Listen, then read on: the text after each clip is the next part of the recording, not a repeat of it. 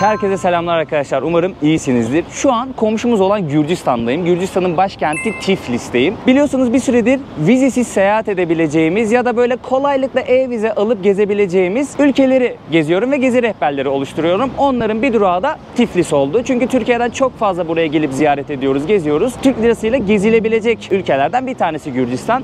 Ben de şu an Tiflis'e geldim ve burası hakkında bir video hazırlamak istedim. Ola ki buraya geldiniz. Nereleri gezebilirsiniz, ne yiyebilirsiniz, ne içebilirsiniz, burada fiyatlar nasıl, bunu göstermek istedim.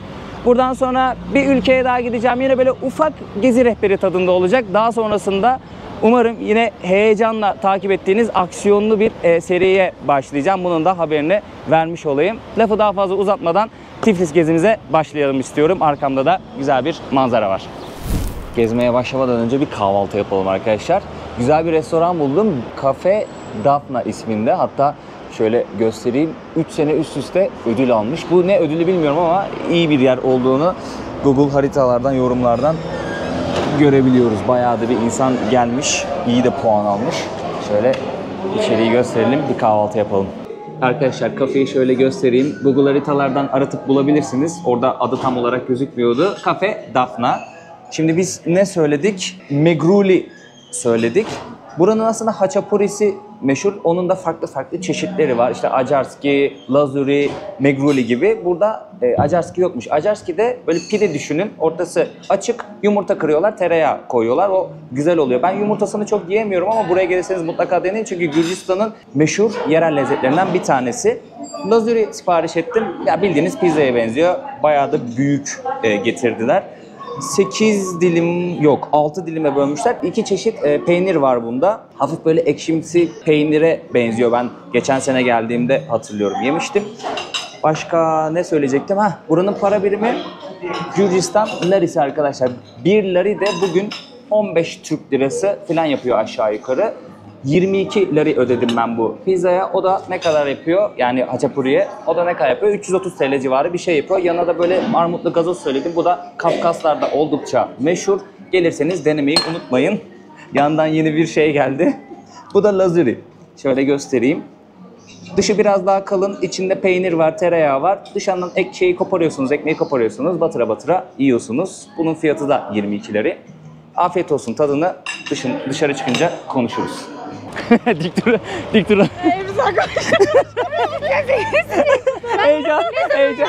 Heyecanlandı. Ne zaman yapacağız? Heyecanlandı. Ama hiç heyecana gerek yok yani. Normal sohbet edeceğiz. Çoktan başladı bu arada. Öyle mi? Tabii. Arkadaşlar biz yemeğimizi yedik, karnımızı doyurduk. Sizleri dün tanıştığım arkadaşlarımla tanıştırmak istiyorum. Onlar da gezmeye gelmişler. Ebru ve Zekiye. Öncelikle şunu soracağım. Yemek nasıldı? Nasıl buldunuz? Yemekler gerçekten şahane. Hamura, glutene doyuyorsunuz arkadaşlar, öyle söyleyeyim, peynire. Porsiyonlar çok büyük ve lezzetli. Yani hınkal yiyip haçapuri deniyor sanırım. Onu yiyip Gürcü şarabına doymak istiyorsanız kesinlikle gelmeniz gereken bir yer. Gittiğimiz restoran nasıldı peki? Çok güzeldi. Gittiğimiz çok güzeldi. Evet, yani genel olarak çok güzeldi. Yani lezzetliydi. Haçapurisi. Evet, Evet. o çok lezzetliydi genel olarak.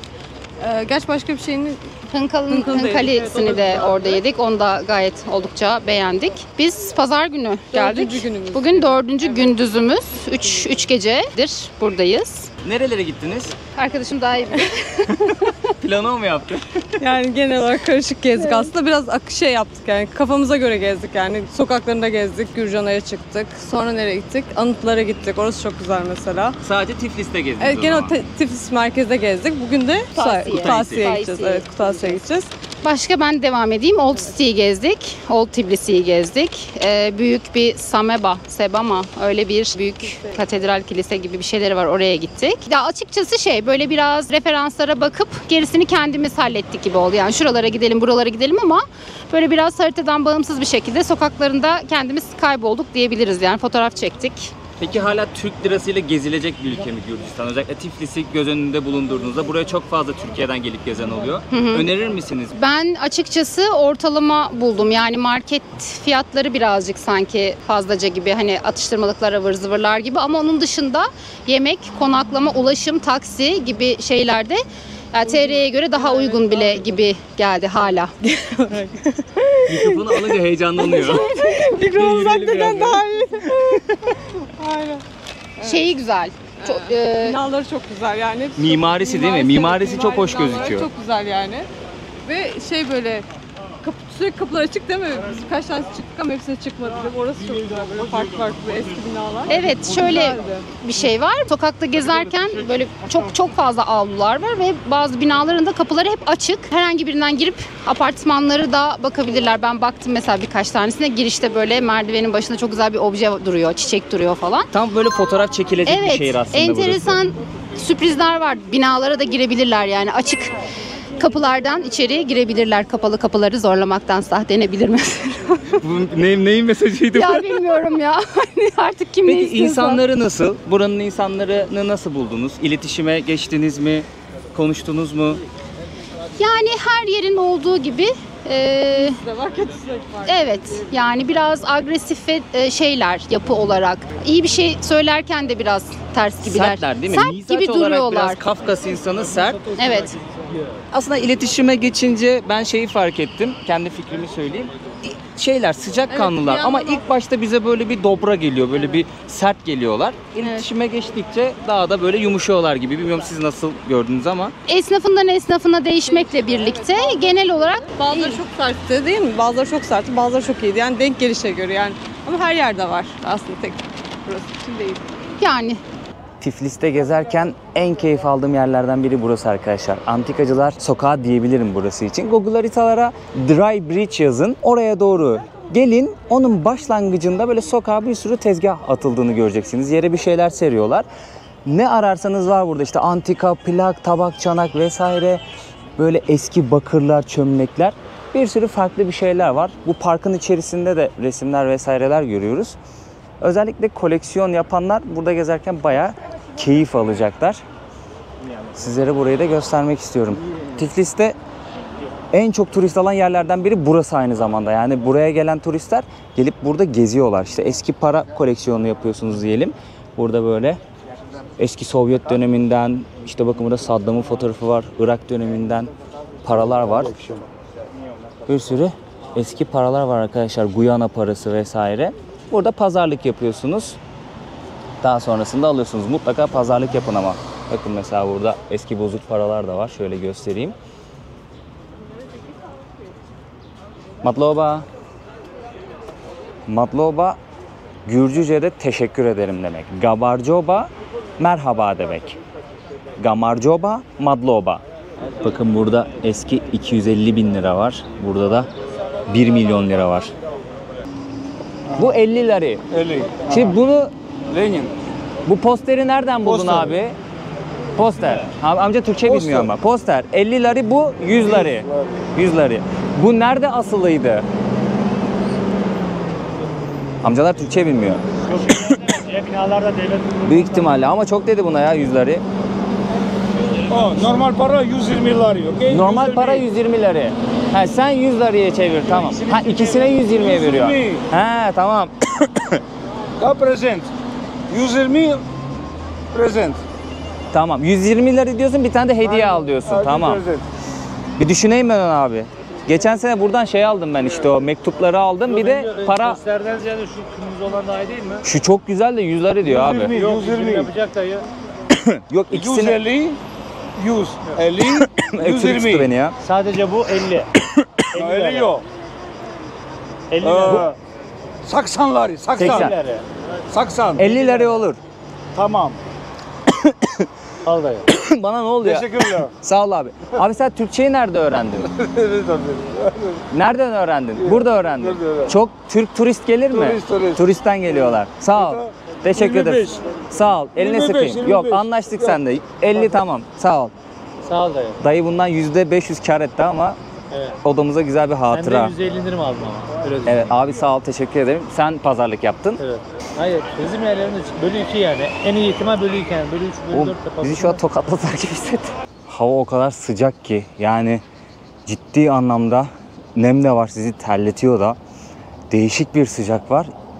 Emiyor böyle, bütün enerjinizi emiyor güneşin altında yürüdüğünüz zaman. Ama Gürcistan'ın, özellikle Tiflis'in en güzel yanlarından bir tanesi, çok fazla böyle park, bahçe buluyorsunuz, denk geliyorsunuz. Soluklanıyorsunuz, oturuyorsunuz, serinliyorsunuz birazcık. Hem ağaçların gölgesi sizi serinletiyor, hem de belki şu karşıda görüyorsunuzdur. Hatta oraya doğru gidelim.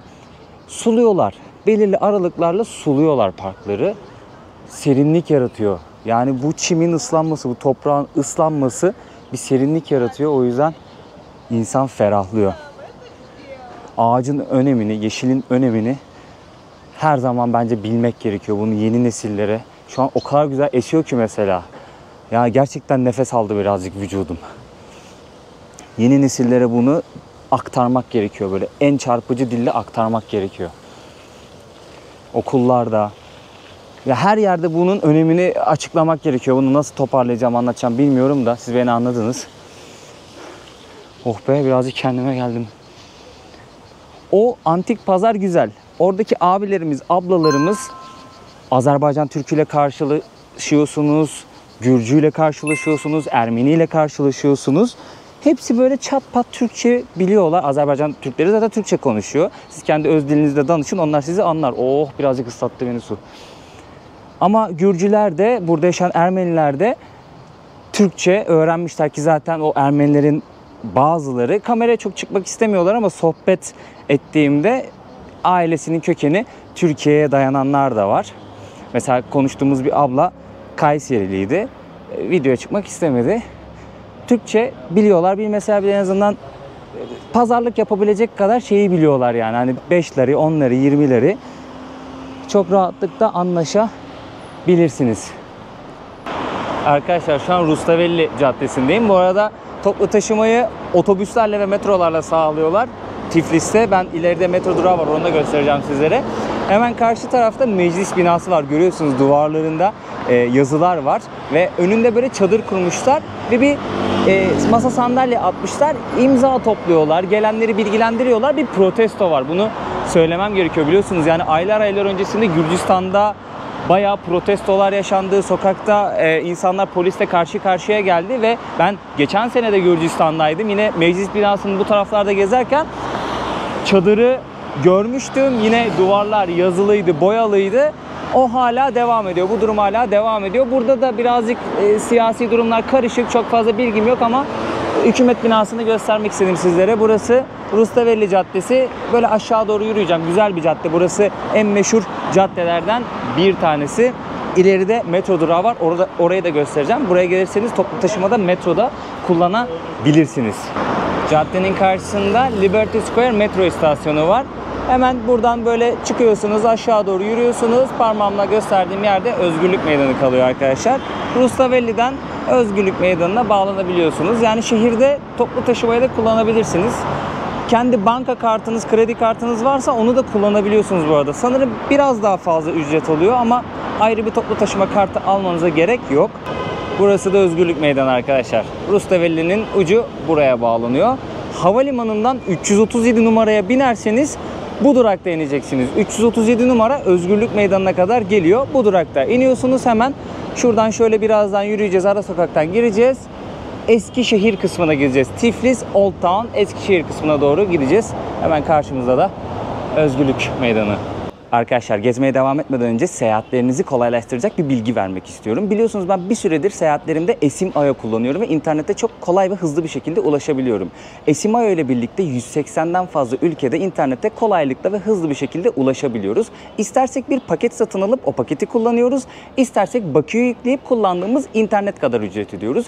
Diyelim ki bakiye yüklediniz ama bakiyeniz kaldı. Hiç üzülmeyin. Bir sonraki seyahatinizde hangi ülkeye giderseniz gidin, kalan bakiyenizi de kaldığı yerden kullanabiliyorsunuz. Bir de OneSIM özelliği var Esim.io'da. Nedir bu OneSIM özelliği? Biz OneSIM özelliğini Esim.io'yu telefonumuza indirip kurduğumuzda bir kere kurulum yapmamız yeterli. Hangi ülkeye gidersek gidelim Esim.io bizi otomatik bir şekilde gittiğimiz ülkedeki operatöre bağlıyor. Adıma tanımlanmış bir hediye kodu var arkadaşlar. Burak 2 yazarak IO Bakiye kısmından Burak 2 yazarak $2'lık bir hediyeye de sahip olacaksınız. Açıklamalara ve ilk yoruma tüm detayları bıraktım. Seyahatlerinizde internetin tadını kolaylıkla çıkarabilirsiniz arkadaşlar. Şimdi Old Tbilisi dediğimiz bu bölgedeyim ve burayı gezmeye başlıyoruz. Videoya başladığım yer burasıydı arkadaşlar. Eski Tiflis bölgesinin en kalabalık yeri burası. Kafe, restoranların, otellerin, pubların, gece kulüplerinin olduğu yerler buralar. Hemen karşı tarafta kale kalıyor. Bu tarafta da Gürcü ana heykeli kalıyor. O tarafa da çıkacağız. Birazcık gezdikten sonra yukarıya da çıkacağız. Manzarayı da göreceğiz. Hemen aşağıda Kura Nehri var. Yine karşı tarafta kilise de var. Oralara da geçeceğiz. Şöyle en kalabalık, en popüler yeri göstermek istiyorum sizlere. Bu bölge eski Tiflis bölgesi. Ama eski Tiflis dediğim bu bölge bayağı geniş bir alanı kapsıyor. Geldiğiniz zaman kuvvetli muhtemel hep burada vaktinizi geçireceksiniz.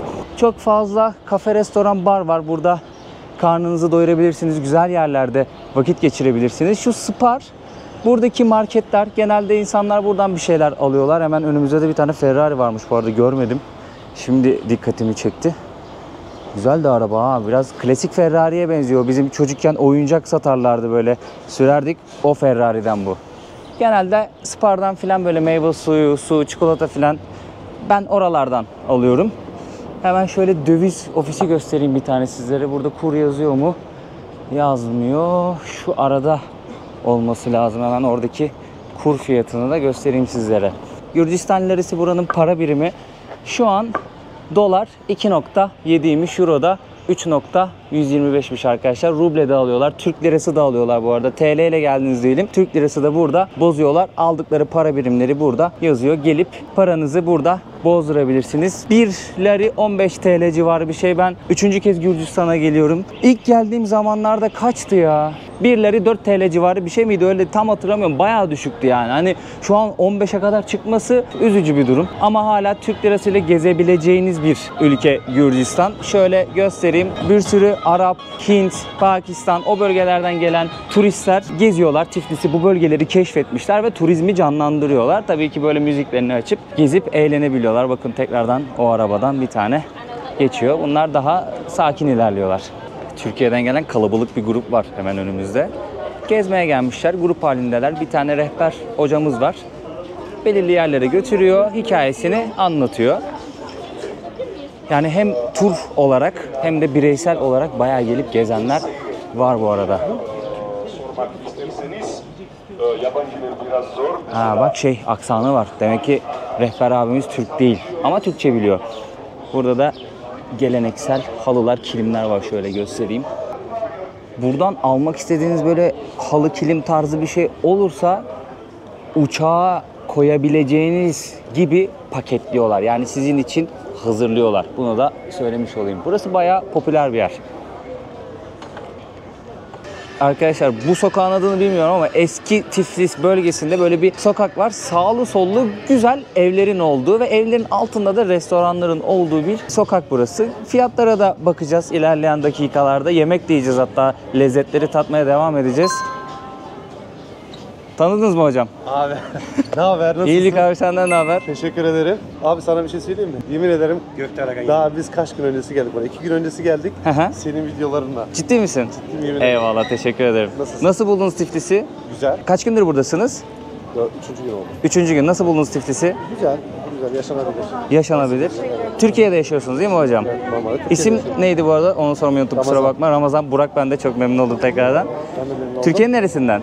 İzmir. İzmir'den. Ben de İzmirliyim, memleket. Evet, sen, Mert, komple İzmir. Bu ya. İzmir'in neresinden? Bornova. Bornova. 5 sene yaşadım Bornova'da da, ben Buca'da doğdum büyüdüm. Kaç gün daha Tiflis'te kalacaksınız? Var mı böyle plan? Böyle bir rota mı yapıyorsunuz yoksa sadece Tiflis'i gezmeye mi geldiniz? Rota değil, aslında iş kurmak adına. İş kurmak. Şimdi şöyle söyleyeyim sana. Burada Bolt sistemi dediğimiz Türkiye'de yasaklanan Taksi, taksi evet. sistemi. Taksi uygulaması. Aslında burada çok da fazla bir maliyeti yok. Hı hı. Aslında iş kurmaya geldik gibi bir şey. Hayırlısı olsun. Yazılımcı birkaç arkadaşımız var, birkaç da şirketi var. Yeni bir hayat. Zor mu iş kurma süreci peki burada? Çok zor değil aslında. Baktığın zaman kolay diyebiliriz. Türkiye'deki maliyetlere Yanıma göre... geldi, mikrofon da var ya, rahat gitsin sesin. Tamam. Türkiye'deki maliyetlere göre bizde daha da bir düşük. Ne haber hocam? Sağ ol, sen nasılsın? Siz iki YouTuber bir araya mı geldiniz? Beraber Yoksa siz- geziyoruz. Ha beraberdiniz, doğru. Evet. Doğru. Tamam. Bakü'yü gezdik beraber. Daha sonrasında Tiflis'e geldik. Siz en Uğur da son benimle neredeydiniz? birlikte arkadaşlar, Uğur En Kova. son videonuz Bali mi olmuştu? Beraber mi? Evet. Yok, Bakü. Bakü mü? Bakü, mü? evet. Bali mi? Öyle bir yerde. İzledim, takipteyim de. Eyvallah, çok sağ olsun hocam. Yani çok güzel şeyler kaptım aslında sizlerden. amacımız iş kurmak. Hayırlısı olsun. Hayırlısı olsun. İnşallah, İnşallah sağ bol ol. kazanç olur. Yani ben Bolt senin- taksi sistemine gireceklermiş. evet. İş kurmak Ya- için gelmişler. Burada aşağı yukarı 5.000-6.000 dolara öyle bir sistem kurabiliyorsun. Türkiye'deki ticari taksi diyelim. Türkiye'de sadece o fiyata sadece plakayı alıyorsun. Araç hariç. Araç hariç. Ama burada her şey içerisinde o sistemi kurabiliyorsun. 5.000-6.000 dolara. 5.000-6.000 doları geri alman ne kadar sürer burada? Alman dedim. Evet. Yani Yatırımını ne kazanman? sabit bir akar yapıyorsun aslında Ha, kendine. Sabit. Evet, düzenli. Araç senin. Araç senin. Araç senin artık. Yani plaka falan yok burada. Sen sürücüsü de kendin olacaksın. O şekilde mi devam edeceksin? Sürücüsü kendin olursan daha farklı da. Ama şöyle bir şey.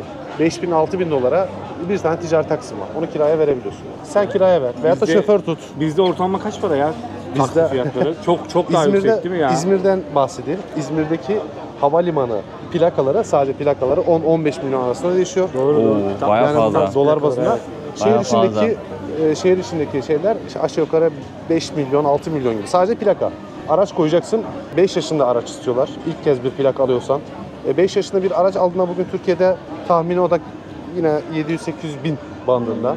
Yani burada 700-800 bine 3 tane araç alıyorsun. Kullanıyorsun. Plaka derdin yok. Evet. İstersen şoföre ver. Yerleştin İstersen, buraya. ev tuttuk. Kaç Hala- artı kaç? 2+1. Kirayı sorsak ayıp olur mu? Merak ettiğimizden soruyorum. Sormaz. 2 artı merkezde mi dışarıda falan Parlamento mı? binasının tam karşısında. Tamam bayağı Galeri- Rustavelli'de, bayağı merkezde, bayağı merkezde. Kaçları? Galeri AVM'nin orada 700 liraya. 700 liralık.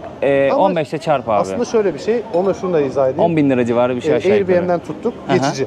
Ha geçici Ha, anladım. geçici. Ama aylık 700 lira güzel bir para. O zaman iş yapmanız burada sıkıntı Olacak. yok hükümet açısından hani herhangi bir Ne problem olacak yok canım? yani yatırım yaptığın olarak. sürece ha.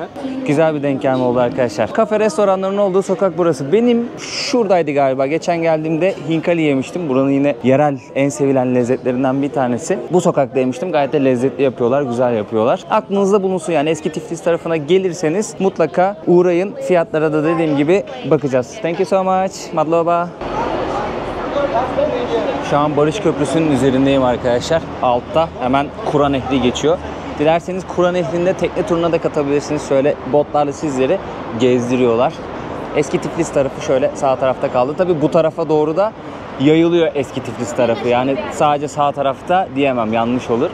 Şöyle manzarayı sizlere göstereyim. Hemen Gürcü Ana heykeli parmağımla gösterdiğim noktada. Burası bayağı bir kalabalık oluyor özellikle akşamları. İlginç bir mimarisi var. Şöyle metal ve cam mimarisi var. Bence şehrin dokusuna, ambiyansına yakışmıyor açık söylemek gerekirse. Tiflis'i bir gözlemlediğiniz zaman hep böyle taş yapılar, tarihi binalar ama bir bakıyorsunuz şehrin ortasında, nehrin böyle en kilit noktasında metalden, camdan bir köprü yapmışlar. Bilmiyorum, bana anlamsız, saçma geldi açıkçası yani, değişik geldi. Kura Nehri'nde tekne turuna çıktık arkadaşlar. Bir yandan Tiflis manzarasını izliyoruz, bir yandan Kura Nehri'nin tadını çıkarıyoruz. Köprüde yürürken bir tane genç kardeşimiz geldi yanımıza, tur satıyordu. Mantıklı geldi bize de, bir tekne turuna katılalım istedik. Hiçbirimiz, arkadaşlarım var yanımda, katılmamıştık tekne turuna Tiflis'te. 60 lari'den açtı pazarlığı, aşağı yukarı 1000 TL yapıyor. Biz de konuştuk ettik derken 30 liraya bağladık. Daha da indirdik aslında fiyatı da, 30 liradan çok da fazla uzatmak istemedik. Yani ne kadar yapıyor? 450-500 TL civarı bir şey yapıyor. Hemen nehrin kenarına indirdi bize. Bir de içecek ikram etti ve tura başladık. Yarım saatlik bir tur. Şöyle bir nehirde bir döndü geldi. Şimdi arkamıza Old Tbilisi yani eski şehir manzarasını aldık. Bir yandan da köprüyü görüyorsunuz. Güzel bir manzarası var. Bir yandan böyle modern şehirleri görüyorsunuz. Yani modern binaları görüyorsunuz şehirde. Diğer yandan eski Tiflis, o tarihi dokusu, otantik dokusunu görüyorsunuz.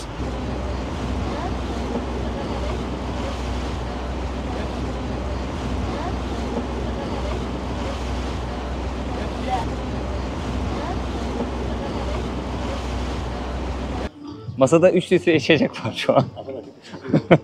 Arkadaşlar biz şimdi birazcık mola verdik. Çünkü hava çok sıcak. Yürü insan terliyor, yoruluyor. Sıcakta birazcık yıpratıyor. Bir kafeye geldik, kendimize soğuk içecek söyledik. Ben beyaz kiraz şeyi söyledim. Abi buyur. Lezzetli bu. Beyaz kiraz kompotu söyledim ben. Şöyle tadına bakayım hemen. 1 litresi 14 lari. O da ne kadar yapıyor? 300 küsür TL civarı bir şey yapıyor. Hemen çevireyim şuradan. 200 TL'ymiş bu arada. Ben fazla hesaplamışım. Şimdi elimde menü var. Ufaktan sizlere burada bir içecek fiyatlarını söyleyeceğim. Yemekleri geçiyorum. İçecek fiyatlarını söyleyeyim direkt. Geldiniz burada bir kahve içmek istediniz diyelim. 5 liraya espresso içiyorsunuz. 75 TL yapıyor. Burada 6 liraya Americano içiyorsunuz. 90 TL yapıyor. 8 liraya cappuccino içiyorsunuz. 120 TL yapıyor. 9 liraya latte içiyorsunuz. 135 TL yapıyor. Soğuk kahveler var. 13 liraya soğuk kahve içebiliyorsunuz arkadaşlar. O da aşağı yukarı 200 TL yapıyor. Çay var. Çay içmek isterseniz 6 lira 90 TL. Bizim gibi soğuk böyle litrelik limonat ya da kompot almak isterseniz onlar da 14 lira yani 200 TL civarı. Yemek fiyatlarına da bakalım hatta ya. Bu kafede mesela kahvaltı fiyatı omlet 18 liraya yani 270 TL'ye kahvaltı yapabiliyorsunuz. Şöyle bir güzellik var. Menülerde yemeklerin fotoğraflarını da koymuşlar. Ne yediğinizi görebiliyorsunuz yani. Şöyle göstereyim. Ne yediğinizi görebiliyorsunuz. Bayağı da bol çeşit var. Benim seyahatlerimi takip edenler bileceklerdir. Ben daha önceden bu mekanda gelip bir şeyler yiyip içmiştim. Mesela Gürcülerin sulu yemeklerini sizlere söyleyeyim. Burada fasulye yapılan bir sulu yemek var. 19 liraya yiyebiliyorsunuz. O da 280 TL. Burada farklı bir sebze yemeği var. İçerisinde et de var. 26 lira. O da ne kadar yapıyor? 385 TL arkadaşlar. Burada sarma var. Bir tabakta 5 tane sarma var. 18 lira. 5 tane sarma 18 lira yani 270 TL. Hinkal var burada. Hinkal'in de fiyatını söyleyeyim. Tanesi 2,5 lira hinkalin. 37 TL. 37 TL'ye bir tane hinkal yiyorsunuz. Biliyorsunuz Gürcülerin mantısı böyle birazcık büyük oluyor. Ola ki canınız haçapuri tarzı bir şey çekti. Onun da fiyatı 20 lira civarı aşağı yukarı. Yani 300 TL'ye karnınızı doyuruyorsunuz. Ucuz mu pahalı mı yorumlara siz belirtin arkadaşlar. Hepsinin fotoğrafının olması gayet güzel bir şey. Arkadaşlar şimdi teleferiğe geldik. Sıra bayağı aşağı doğru uzanıyor. Dilerseniz buradan toplu taşıma kartı alıyorsunuz. Ya da banka kartı, kredi kartınız varsa direkt abi buradan basın geçin. Hiç arka tarafta sıra beklemeyin. Toplu taşıma kartı alma şeyine girmeyin. Yan taraftan geçin. Banka kartınızı, kredi kartınızı basın. 2,5 lira mı, 2 lira mı öyle bir şey yani fiyat. Şimdi teleferiğe binip yukarı çıkacağız. Bize karşıya mı geçeceğim? Nerede mahsur kaldın? Oradan çekeyim. Bir Afganistan'da kaldım, bir nerede Pakistan değil, nerede kalmışım? Yukarıya çıktık. Yağış başladı. 5 dakika bile sürmedi arkadaşlar. Teleferik sizi böyle yukarıya çıkarıyor. Yazın ortasında bu ne yağmuru ya? Manzaramız böyle. Şöyle hemen göstereyim sizlere. Bakın. Neydi köprünün adı? Unuttum ya. Barış Köprüsü. Barış Köprüsü. Nehir alttan geçiyor. Bak dayı Türkçeyi duydu ya hemen İstiklal Marşı'nı akordiyonla çalıyor. İnsanlar genelde buraya da çıkıyorlar. İsterseniz yürüyerek çıkabilirsiniz, isterseniz teleferikle çıkabilirsiniz. Yürüyerek çıkarsanız da şöyle Old Tiflis'ten, ara sokaklardan geliyorsunuz. Ne kadar sürüyor? Aşağı yukarı ya temponuza bağlı, biraz böyle yokuş. Temponuza bağlı olarak 20-25 dakika diyebilirim yani. Yavaş yavaş gelirsiniz. Manzara gayet güzel arkadaşlar ama yağmur da hızlanmaya başladı ha. Karşımızda Tiflis'in ve Gürcistan'ın sembol simgelerinden bir tanesi var arkadaşlar. Kartlisteda. Gürcü ana anıtı. Aşağı yukarı 20 metre bir anıt. Bir elinde kılıç, diğer elinde de bir kase var arkadaşlar. Bunun anlamı da şu. Siz eğer bize iyi gelirseniz buyurun soframıza oturun, çorbamızı için yemeğimizi yiyin. Ama bize karşı tavırla gelirseniz, agresyonla gelirseniz, saldırıyla gelirseniz kılıcımızın tadına bakarsınız. Böyle bir anlamı, hikayesi var. Kartlisteda yani Gürcü ana. Kartlisteda'nın sırtının dönük olduğu yer ise botanik bahçesi arkadaşlar. Eğer vaktiniz varsa botanik bahçesine gelip ziyaret edebilirsiniz. Girişi biletli diye biliyorum ama ne kadar olduğunu bilmiyorum. Şöyle merdivenlerle aşağı iniyorlar. Burayı gezebilirsiniz. Yemyeşil gözüküyor. Çok güzel gözüküyor. Uğur Kola. Nasıl buldun Tiflis'i? Az dur yaşlandım ben. Senin de yorumunu alayım. Seviyoruz ya Tiflis. Ya şöyle bir yer bence şahsi fikrim. Yine Azerbaycan'da konuştuğumuzu konuşabiliriz yani. Dil konusunda çok problem yaşamayacağımız. tatlı, güzel, ufak bir şehir yani. Çok pahalı da değil. Beğeniyorum Tiflis'i. Böyle yapıları, minaresi böyle. Bana biraz Amasya'ya giden varsa Amasya'yı andırdığını düşünüyorum ben. Amasya'yı andırıyor. O nehrin olduğu o kısımlar, kayaların üstündeki evler falan. Güzel. Ben geçen gün bu botanik bahçesine gitmiştim. Ben hiç gitmedim botanik bahçesine ya. Yani çok fena değil. Şöyle bir yer. Yağmur yakalandık değil mi? Gördün mü? Evet, evet yağmura yakalandık. Evet. Peki şeyi önerir misin? Nehir turuna gittik ya. Yok ya şöyle niye önermiyorum? Şimdi bence benim ülkeme gelecek mesela bir misafir. Bu bizim ülke için de söylüyorum bunu. Ben o ülkeye gelen misafiri kendi ülkemin kültürlerini tanıtmak isterim. Yani onun gelen ülkenin müziğini açmam mesela. Arapça şarkılarla tekne turu yaptık yani. Ama son dakika Gürcü müziği açtı. Çok daha güzeldi mesela. Çünkü o bu bölgenin müziğiydi. Bu yörenin müziğiydi.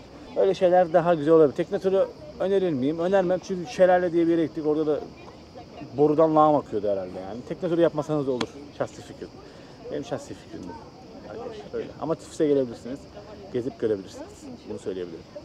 Tiflis eski şehrin içerisinde gezerken insan bayağı bir keyif alıyor bu arada. Yani kimle konuşsam bu bölgede ara sokaklarda yürürken çok keyif aldığını söylüyor herkes. Ben de keza çok keyif alıyorum. Çünkü dediğim gibi otantik bir görüntüsü var. Evler çok güzel, mimari çok güzel.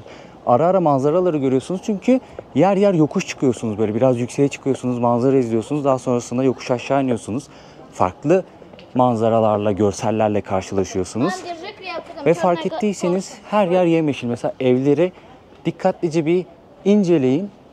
Bir çiçeklendirme, bir peyzaj çalışması yapmışlar. Dikkat ediyorsunuz buna ve Tiflis'te gezerken çok fazla park, bahçe görüyorsunuz. Bu Sovyet döneminden kalan bir alışkanlık, bir kültür olsa gerek.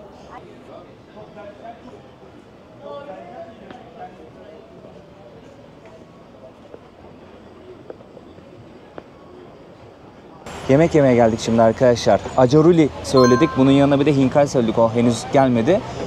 Bu içerisinde kaç tane peynir vardı abi buna? Tek çeşit mi peynir koyuyorlar buna? Tek çeşit. Tek çeşit peynir koyuyorlar.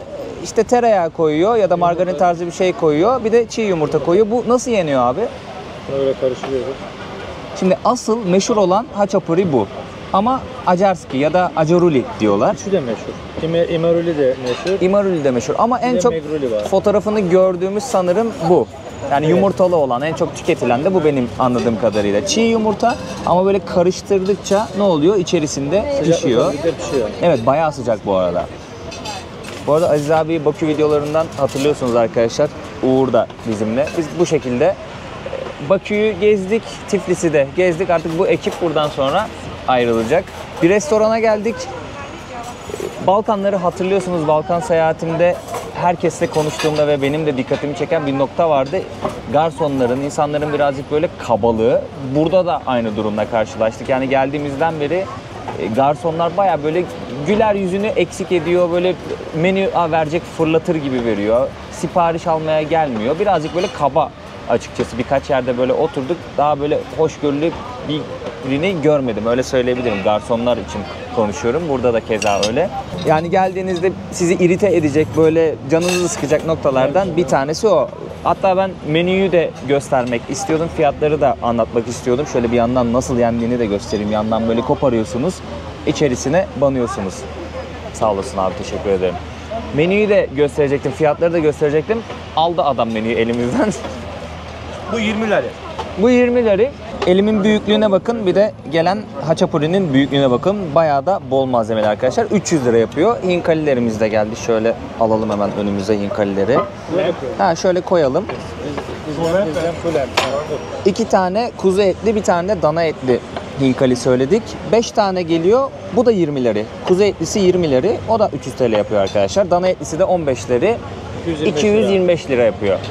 Arkadaşlar hinkali yiyecekseniz öncelikle Aziz abinin tuttuğu gibi tutuyorsunuz. Bir tane ısırıyorsunuz. İçerisindeki suyu emiyorsunuz. Daha sonrasında şöyle etini de göstereyim. Bunda çok su yokmuş. Normalde bunun içerisinde bol su oluyor. Güzel de lezzetli de et suyu. Onu emiyorsunuz, üstüne yiyorsunuz. Domatesli ezme var ya, acılı ezme. Acılı Aa, ezme evet. koyuyorsun. Sonra onunla böyle bir işiyorsun. Gayet lezzetli olur. Gayet lezzetli olur. Şu sapını yemeyin ama bak. Şu tutulan yeri yemeyin. Orada bayağı sert. Hamur. Bir tane ısırık attık. Suyunu içtik ve afiyet olsun. Buna da kişniş koymuş. Şiş yok bence ya. Başka bir baharat o. Kişniş sevmiyorsanız burada söyleyin. Eğer yemeğe sonradan ekliyorlarsa kişniş koymasınlar çünkü bütün Kafkaslar'da kişniş çok severler. Bunun içine de koymuşlar birazcık ama hafif. Evet, ben daha çok baharat tadı aldım. Evet, baharatı daha yoğun, kişnişi daha hafif. Tiflis'te gezdik dolaştık, videoya başladığımız yere geri geldik arkadaşlar. Işıklar da yandı, burası canlandı. Umarım keyif aldığınız videodan. Dilim döndüğünce sizlere buradaki durumu anlatmaya çalıştım, bilgiler vermeye çalıştım. Bu abi de nereye dönüyor bilmiyorum ama burada çok dikkat edin. Çok deli araba kullanıyorlar yani. Hiç kural mural hiç dinlemiyorlar. Sadece yaya geçidinde duruyorlar. Bak tek dinledikleri kural o. Valla ne güzel gözüküyor ya böyle ışıl ışıl. Ne diyordum? Dilim döndüğünce sizlere bilgiler vermeye çalıştım. Durumu anlattım. Yemek yedik, onu gösterdim. Pazar gezdik, sohbet ettik, tarihi yerleri gezdik. Ufak bir gezi rehberi oldu Tiflis'ten. Umarım sizler de gelip görebilirsiniz burayı. Gelenler, görenler varsa da Tiflis hakkında yorumlarını aşağı bırakırsa çok sevinirim arkadaşlar.